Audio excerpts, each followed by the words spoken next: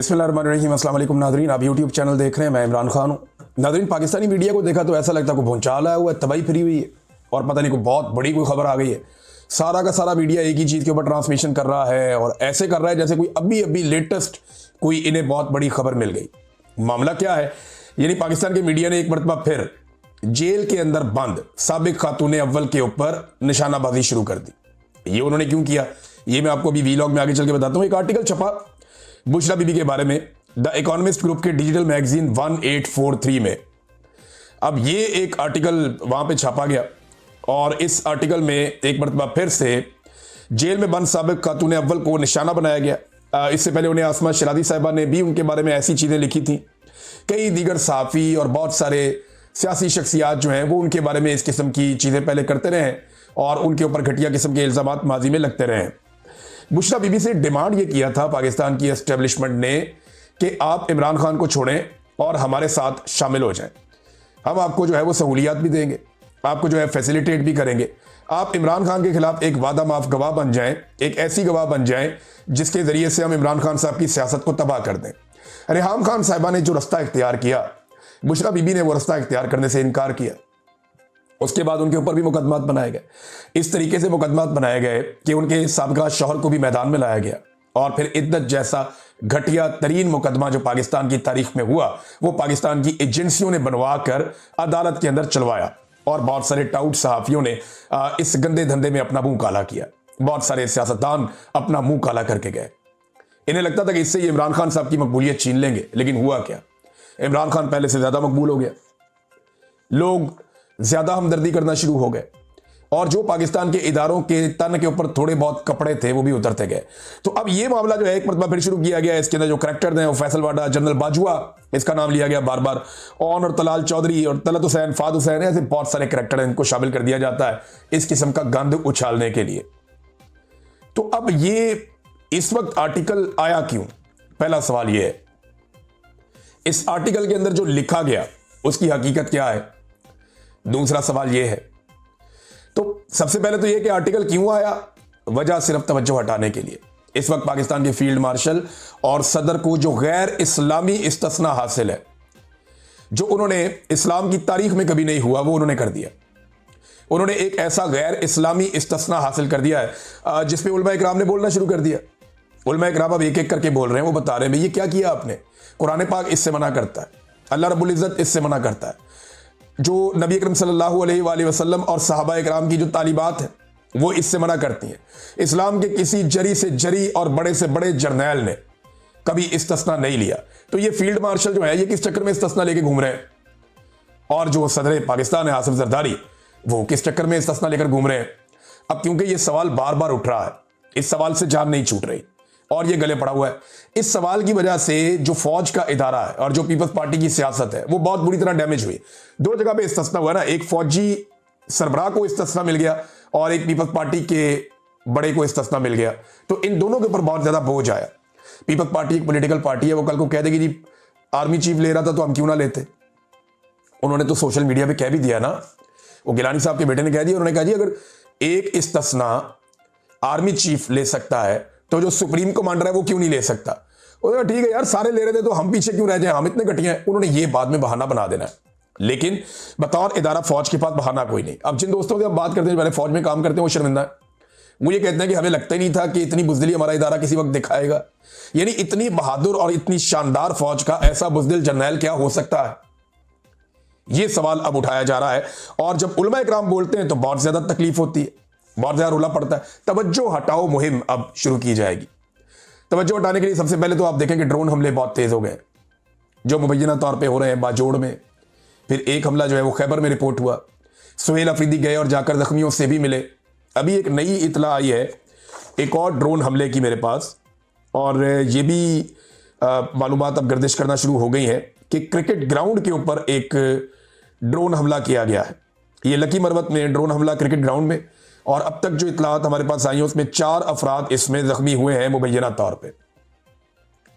तो तवज्जो हटाने के लिए ना इस्तिस्ना से, एक्सटेंशन से, और ये जो गंद बला पाकिस्तान के आइन के साथ किया गया, जो पाकिस्तान की अदलिया को कुचल के तबाह बर्बाद कर दिया गया, आइन की तदफीन कर दी गई, इन सारी चीजों से तवज्जो हटाने के लिए अब मुख्तलिफ इधर उधर के इश्यूज पकड़े जा रहे हैं, तो चस्के वाली न्यूज जो होती है ना उससे तवज्जो हट जाती है। दूसरा, इनको ये भी पता कि पाकिस्तान तहरीक इंसाफ के जो हमायती हैं या जो आम पाकिस्तानी है वो यहां पे रद्देमल देंगे और उनके रद्देमल के बाद तवज्जो इस मामले से हट जाएगी। मेरी आप सबसे गुजारिश है कि आप ये प्रोपेगेंडा जरूर एक्सपोज करें जो बुशरा बीबी के खिलाफ किया जा रहा है। इससे पहले भी बहुत दफा किया गया, इमरान खान के खिलाफ भी किया गया, इसको एक्सपोज जरूर करें, बहुत जरूरी है।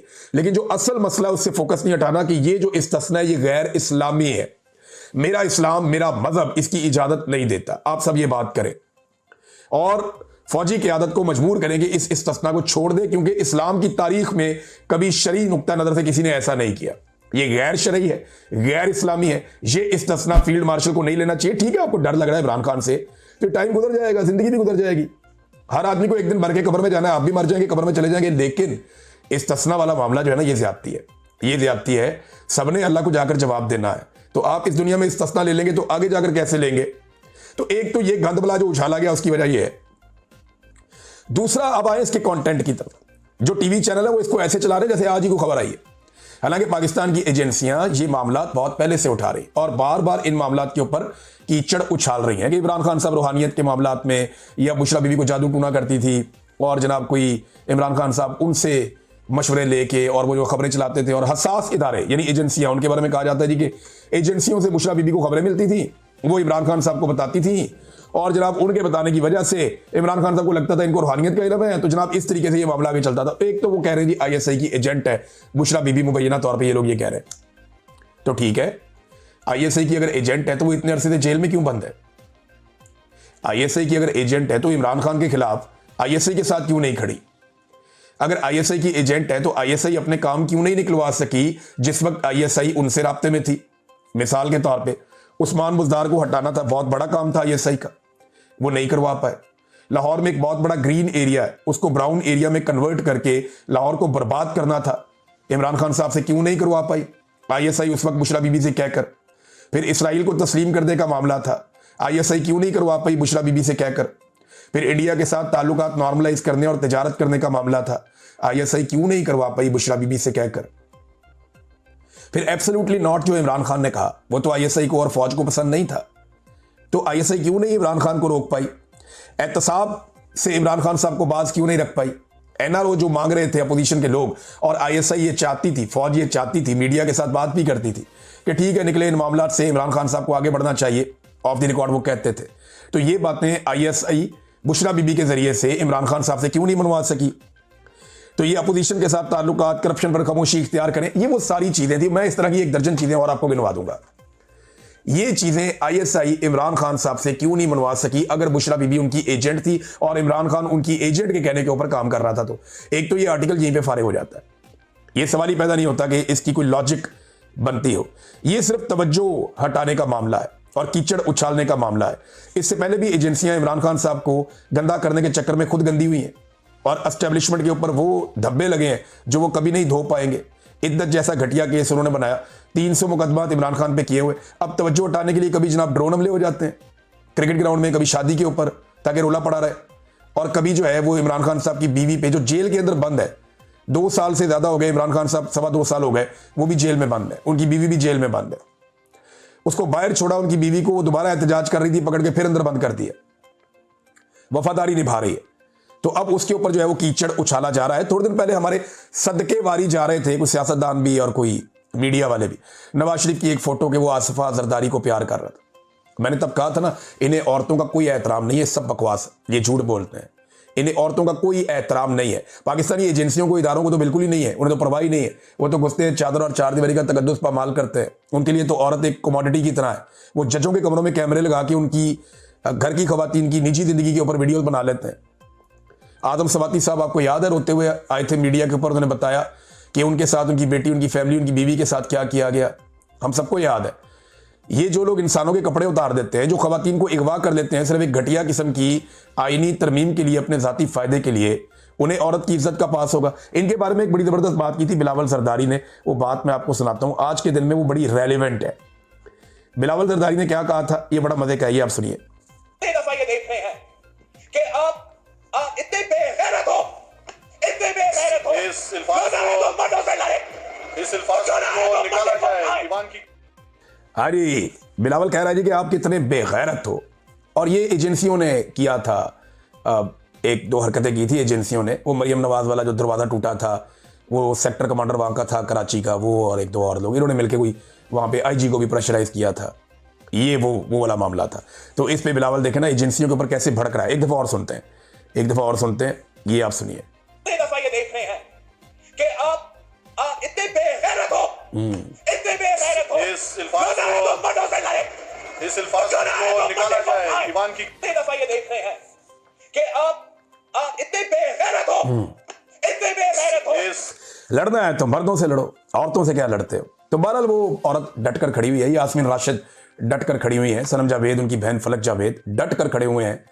बहुत सारी और खवातीन जो अभी जेलों में नहीं बाहर आ गई वो भी डट के खड़ी हुई हैं। बहुत सारी जो अभी जेलों में बंद हैं, आलिया हमजा साहिबा, कैसी अजीब उनकी जिंदगी अजीरन कर दी, इसके बावजूद वो डट कर खड़ी है, मुकाबला कर रही है, जैसे तैसे करके वो सूबे को आगे बढ़ा रही है और अपने लीडर के साथ डट कर खड़ी है। ये खवातीन जो है वो इज्जत के काबिल है, तहसीन के काबिल है। इन्होंने कमाल किया इन खवातीन ने।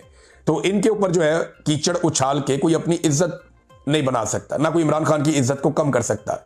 होगा पता है क्या, आप मजीद नंगे हो जाएंगे। ये वक्त तो गुजर जाएगा लेकिन ये भी आपके खाते में पड़ जाएगा। बाकायदा प्लानिंग के तहत ये किया। जिस खातून ने ये लिखा उनका नाम है बुशरा तस्कीन। इनके बारे में बड़े मजे की चीजें आ गई सोशल मीडिया पे। एक तो इनके हवाले से एक पाकिस्तानी हाई कमीशन ने एक अपनी पोस्ट डिलीट कर दी है, इसलिए कि सहाफ़ी शहजाद पराचा साहब ने ट्वीट करके उसके अंदर से निकाल के बता दिया कि ये असासा किसका है। इस किस्म का उन्होंने एक चीज़ बताई और उससे बड़ी क्लैरिटी आना शुरू हो गई। तो उन्होंने उसको जो है पोस्ट को डिलीट कर दिया, वहाँ से हटा दिया। तो पाकिस्तान तहरीक इंसाफ ने कहा जी कि बरतानवी जरीदा जिसने ये हरकत की उसके खिलाफ कानूनी कार्रवाई करेंगे।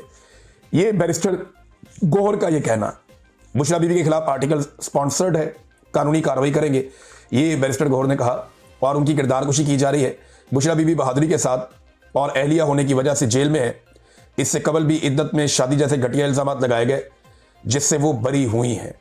ये नादरीन बात की बैरिस्टर गौहर ने। और पाकिस्तान तहरीक इंसाफ, क्या ये कर सकते हैं तहरीक इंसाफ जाके बरतानिया में केस? एक बड़ा सवाल है ना। देखें ना, ये हमला निजी नौयत का है खातून के ऊपर, लेकिन ये क्योंकि एक पॉलिटिकल पार्टी भी है तो इमरान खान साहब से मुशावरत करके ये लोग जाकर वहाँ केस कर सकते हैं। तो केस करेंगे तो कैसे करेंगे? क्या बुशरा बीबी की कोई बेटी जाएंगी? या बुशरा बीबी तो जेल के अंदर बंद है, तो जेल के कैदियों के भी हुकूक होते हैं और बरतानिया तो इन मामलात में देखता है चीज़ें। तो अगर ये केस कर दें तो ये जो खातून है बुशरा तस्कीन, ये कैसे साबित करेंगी जो कुछ इन्होंने अपने आर्टिकल में लिख दिया? और इसमें एक और मजे की बात यह है कि एजेंसियों पे भी इल्ज़ाम लगे हुए हैं कि एजेंसियां बुशरा बीबी के साथ मिलकर काम करती थी, या साथ इदारों के लोग मिलकर काम करते थे। अच्छा, ये जो खातून है ना, इनका ताल्लुक साबित हो रहा है मुस्लिम लीग नून के साथ।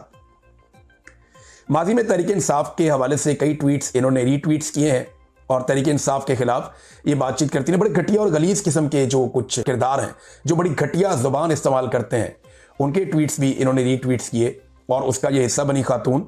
यानी नून लीग का जो एक ट्वीट है, ठप्पे पे ठप्पा या ठप्पा सिर्फ शेर पे, नून लीग का जो ऑफिशियल है, उसको भी ये बुशरा साहिबा जो है इन्होंने रीपोस्ट किया था। उसके अलावा बड़ी जो नापसंदीदगी वाले अल्फाज हैं जो पाकिस्तान तहरीक इंसाफ के कारकुनों के लिए इस्तेमाल किए जाते हैं, उसको भी इन्होंने रीट्वीट किया था। और इसके बाद और दीगर चीज़ें हैं बहुत सारी। तो ये खातून जो है, इनका नून लीग से ताल्लुक काफ़ी एस्टेब्लिश्ड है। या परवेज रशीद के साथ भी पीटीआई, आपको पता है वो ऑपरेशन करने में वो लोग मास्टर हैं। उन्होंने 15-20 मिनट में ऑपरेशन कर दिया, उन्होंने निकाल के हर चीज़ सामने रख दी कि ये परवेज रशीद के साथ खड़ी हैं, उनसे को वो ले रही हैं चीज़ और उनके साथ बातचीत कर रही हैं। तो इनका ताल्लुक नून लीग के साथ जोड़ा, इनके पुराने ट्वीट निकाल के सारी चीज़ें निकाल कर सामने रख दी और इस तरह ये आर्टिकल आते ही हो गया कंट्रोवर्शियल। अच्छा, ये खातून ने सिर्फ ये नहीं लिखा, इसके खातून के ये वाले मामले को तो उठा दिया पाकिस्तान के मीडिया ने, लेकिन आगा शेख सरवर साहब ने एक छोटी सी तहकीक की, उन्होंने चीज़ें सामने रखी। तो उनका ये जो इसके अंदर क्लेम है वो बड़ा मज़ेदार है।